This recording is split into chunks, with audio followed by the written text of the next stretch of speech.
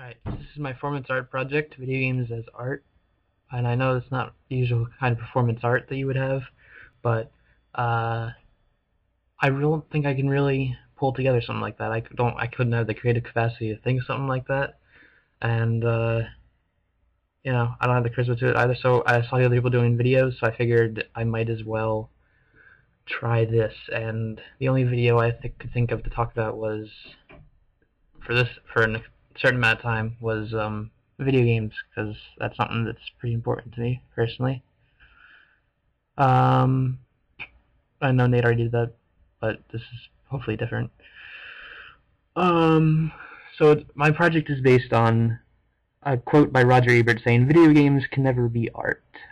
Uh, Roger Ebert, of course, is a famous movie critic, but apparently he decided that video games can never be art, and everything else, movies, comics, books, all that's fine. Video games are not, even though it takes artists to create it. So, I'm going to use a few examples that other people have tried to use to persuade him, and have managed to persuade him a little bit, but he still kind of doesn't think of it as art. But here's some examples. The first one is Bioshock. Bioshock is a game having to do with a guy who tries to starts his own free enterprise underground in the city called Rapture, underwater actually, and so he does something with genetic splicing, and he does it on a number of people, including these little girls, which you see there, and those themes in themselves are pretty unique for a video game, but what's interesting here is they bring up moral choices that you have to make, which games didn't really have to do before. And like this one, where you can either harvest the energy from the genetic splicing that this girl has, or you can rescue her. And most gamers just be like, I want power, I want all this stuff like that right away. And they don't, like, it's just a fictional character, who cares? But actually most people choose to rescue her, which is good because it shows people still have humanity in them, even if it's not real. But yeah, it's moral choices like that that makes games interesting. This next one, Limbo, doesn't have moral choices.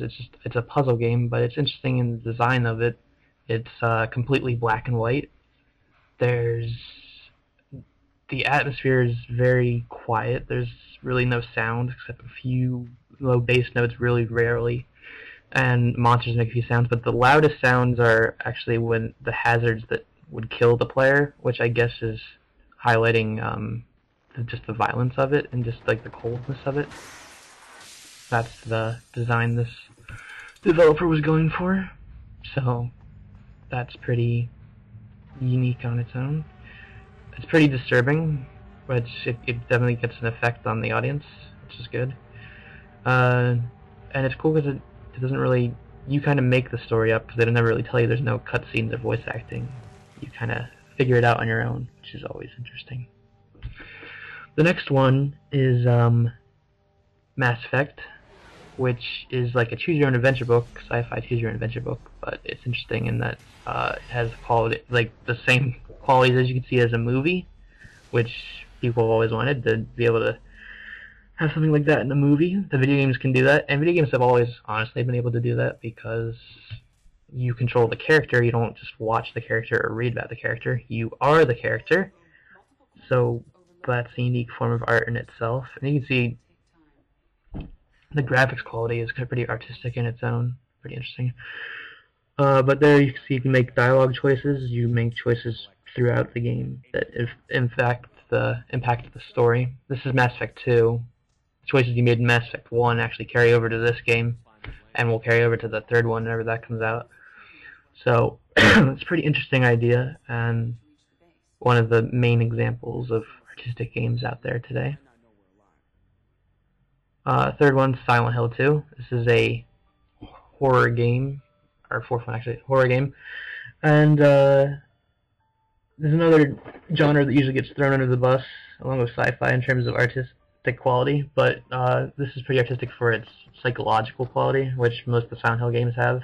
Each character, usually of the games, tries to figure out some kind of psychological trauma through the monsters, try to help them find that out. In this, the monsters represent the characters' like sexual frustration and domestic abuse from his wife and from him, because his wife wasn't ever really too kind to him, and it comes out in the form of the monsters, who you can see when you play the game represent different parts of that. And it has the qualities of a movie, as you can see, a lot of cutscenes, and it really draws you in.